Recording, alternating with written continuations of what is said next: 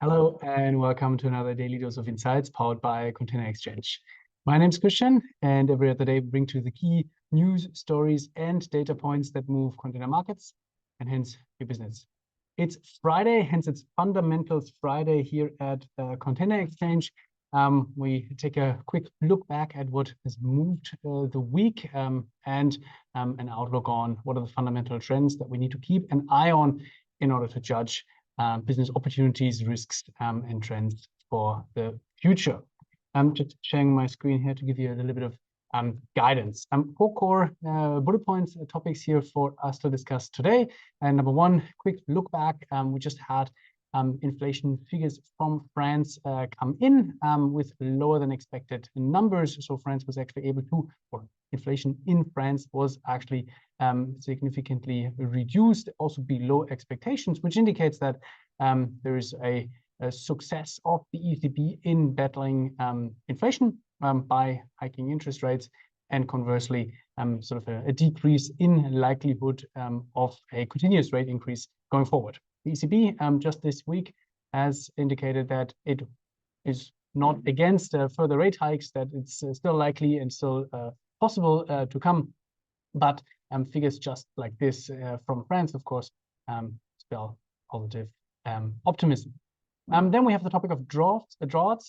We have discussed this previously with regards to the Panama Canal. Now this is becoming a topic also again here in Western Europe. Water levels on the Rhine are starting to fall again, risking capacity for intermodal transportation into the German and hence the European hinterland. Question, of course, is how will those restrictions and challenges and slowdowns of transportation, but specifically for us, container transportation, how will that impact and potentially prop up container freight rates, as that is a slowdown of traffic, which essentially absorbs available capacity both on the container side as well as on the vessel side.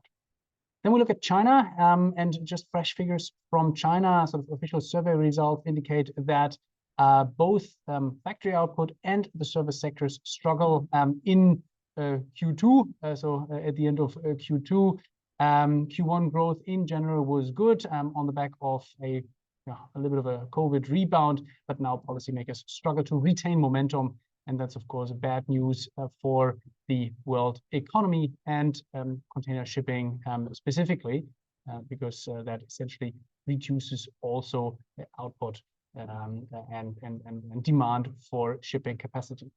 And then globally, lastly, we see the freight rates continue to fall on almost all sectors and trade lanes, with a few sort of bright spots. But globally, the picture is still very bleak. That, of course, is due to demand. We just discussed it in the in relation to China, but also the significant and continuous overcapacity on the vessel and container side. And the problem here for the industry is, of course, that this capacity, this overcapacity, is mobile. So shipping lines and tonnage providers have an incentive to move their mobile capacity, overcapacity, to sectors, to trade lanes where there's still where rates are still above variable cost, and that influx of capacity, and that in turn then essentially pushes down rates. A simple law of supply and demand. That's it for us from today, for this week actually. Have a good start into the weekend, and see you all on Monday. Take care.